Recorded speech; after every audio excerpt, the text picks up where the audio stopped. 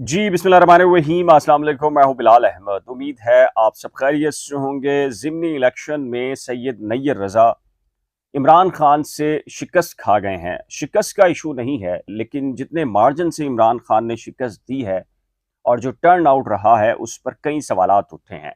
मुख्तलिफ WhatsApp group के अंदर ये कहा जा रहा है, मुख्तलिफ किस्म की अफवाहें और ख़बरें गर्दिश कर रही हैं कि इलेक्शन से पहले ही एमक्यूएम के अंदर के तनाज़ात जो है और वो फूट पड़ चुकी थी, लेकिन इस इलेक्शन के बाद, असेंबली इलेक्शन के बाद लड़ाई हुई है, फड्डा हुआ है और एक दूसरे के ऊपर संगीन इल्ज़ामात लगाए गए हैं। कितनी सदाकत है इन खबरों में, अफवाहों में, ये आपको बताऊंगा। लेकिन जो कराची में ज़िमनी इलेक्शन हुआ, एमक्यूएम को एक बदतरीन शिकस्त का जो सामना करना पड़ा और जो टर्न आउट कराची में रहा है, इस पर ना सिर्फ मैंने लाइव सेशन के अंदर तफसीलात शेयर की थी, अब मुल्की नहीं बल्कि बैनुल अक़वामी मीडिया भी इसको रिपोर्ट कर रहा है। उर्दू न्यूज़ है, जी हाँ, अरब कंट्री से इसको ऑपरेट किया जाता है, सऊदी अरब से। उसके एक रिपोर्टर हैं ज़ैन अली, जी हाँ, कराची से नुमाइंदा हैं ज़ैन अली। इन्होंने एक रिपोर्ट बनाई है कि कराची में टर्न आउट क्यों कम रहा, एमक्यूएम को शिकस्त क्यों हुई है और इसकी वजूहात क्या हैं। तो ये खबर मैं आपसे शेयर करता हूं और आपको बताता हूं कि जी इनका क्या कहना है इस सारी सिचुएशन में। तो जैन अली लिखते हैं कि जी कराची के 2 हलकों में ज़िमनी इंतखाबात के गैर हतमी नताइज के मुताबिक पाकिस्तान तहरीक इंसाफ और सिंध की हुक्मरान जमात पाकिस्तान पीपल्स पार्टी एक नशीस जीतने में कामयाब हो गए हैं। गुज़िश्ता इंतखाबात की तरह इस इलेक्शन के मौका पर भी वोटिंग का टर्न आउट इंतहाई कम रहा। जैन अली के मुताबिक सियासी माहिरीन का कहना है कि कराची में वोटर्स मौजूदा सियासी जमातों से मायूस नजर आते हैं। टर्न आउट में कमी की एक अहम वजह बानी एमक्यूएम मुत्तहदा कौमी मूवमेंट यानी कि एमक्यूएम अल्ताफ हुसैन की जानिब से मुसलसल इंतखाबी अमल के बाइकाट को भी करार दिया जा रहा है। कराची के इलाके मलीर और शाह फैसल कॉलोनी के 2 हलकों में इतवार के रोज जिमनी इंतखाबात का इनकाद किया गया। दोनों नशिस्तों पर कराची में सियासत करने वाली सियासी और मजहबी जमातों ने भरपूर हिस्सा लिया। एमक्यूएम के बानी अल्ताफ हुसैन ने माजी के दीगर ज़िमनी इंतखाबात की तरह इस इलेक्शन का भी बाइकाट किया, जबकि जमात इस्लामी की जानिब से इलेक्शन में हिस्सा नहीं लिया गया।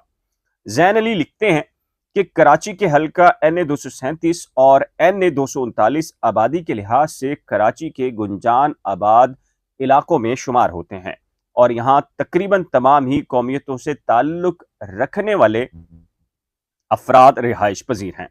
इतवार के रोज होने वाले इंतखाबात के लिए तमाम सियासी और मजहबी जमातों ने भरपूर इंतखाबी मुहिम चलाई और वोटर्स को घरों से निकालने की भरपूर कोशिश की।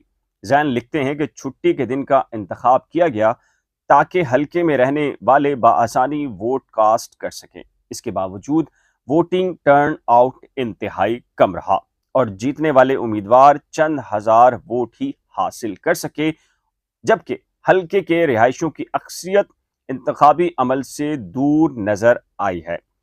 जैन अली ये लिखते हैं कि जी इन्होंने एक कराची के सीनियर सहाफ़ी हैं रिफ़त सईद, उनसे गुफ्तगू की और ये आज टीवी से इनका ताल्लुक है, ब्यूरो चीफ हैं और बड़ी अहम पोजीशन के ऊपर हैं।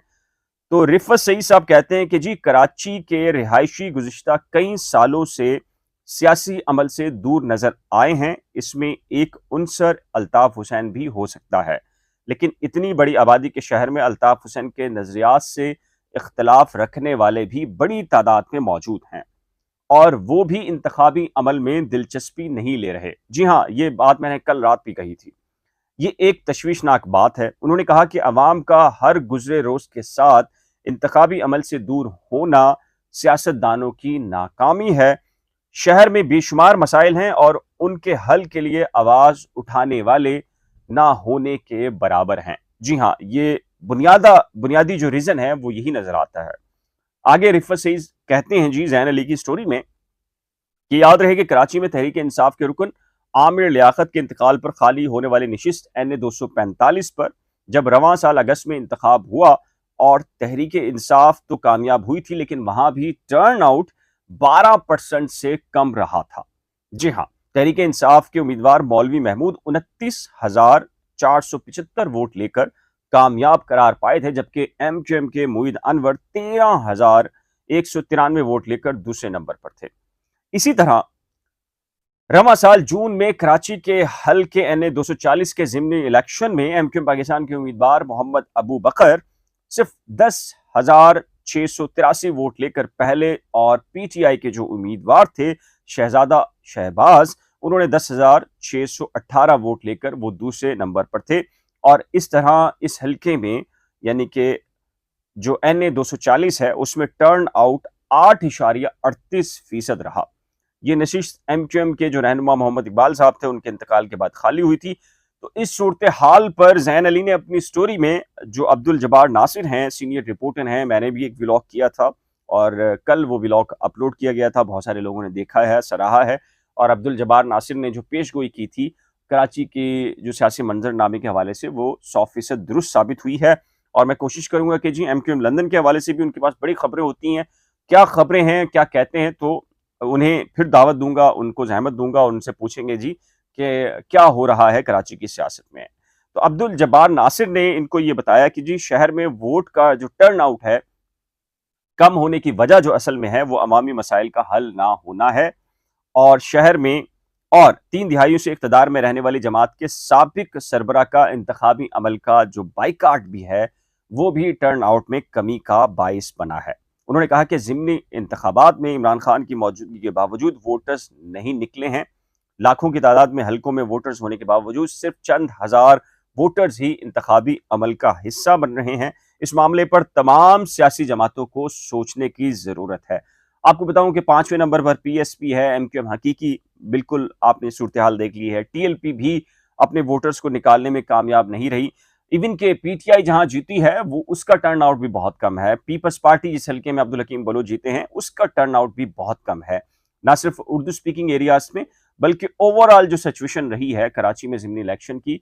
अदरवाइज जो 8 कौमी असम्बली की नशिस्तें जो पूरे पाकिस्तान में हुए, मर्दान में, चारसद्दा में, ननकाना साहब में, जो फिर उसके बाद पिशावर की बात की जाए और फैसलाबाद की बात की जाए, तो इमरान खान ने जो कामयाबी हासिल की है 70,000, 60,000, 65,000 इस तरह के वोट लिए हैं। कराची में आपको पता है कि जी इंतहाई कम टर्न आउट रहा है।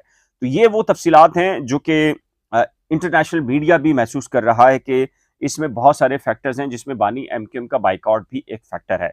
अब बात कर लेते हैं जी मुख्तलिफ जो व्हाट्सएप ग्रुप के अंदर जो खबरें चल रही हैं कि जी कहीं हाथापाई हुई है और एक दूसरे के ऊपर शराब के इल्ज़ामात, और दुबई में सारे जो मामलात हैं कि जी किसने कारोबार किया है, किसने क्या किया है।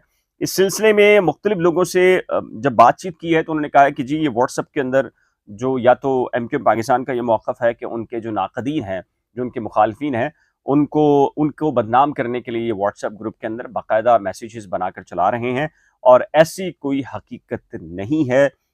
ठीक है, शिकस्त हुई है और वो इसका जायज़ा भी ले रहे हैं, लेकिन फ़िलहाल इस तरह का कोई तसादुम या कोई एहतजाज या अपनी लीडरशिप के अंदर गुत्थम गुत्था या किसी को तल्ख जुमलों का तबादला, ऐसी कोई चीज़ जो है ये MQM पाकिस्तान का कहना है, उनकी लीडरशिप का कहना है, उनका ये कहना है कि बेबुनियाद है और उनके खिलाफ झूठी, मनगढ़ंत और फेक न्यूज़ फैलाई जा रही हैं। इस सिलसिले में कराची के टर्न आउट के हवाले से और बाइकआउट के हवाले से आपकी राय क्या है? नीचे दिए गए कमेंट सेक्शन में अपनी कीमती राय का इज़हार ज़रूर कीजिएगा। एक नए व्लॉग के साथ जल्द मिलेंगे, लेकिन उससे पहले रिक्वेस्ट है कि जी अगर आपने करंट अफेयर्स विद बिलाल और नई खोज को अभी तक सब्सक्राइब नहीं किया तो बराए करम सब्सक्राइब, शेयर, लाइक और बेल आइकन को लाज़मी प्रेस कीजिएगा। खुदा हाफिज़।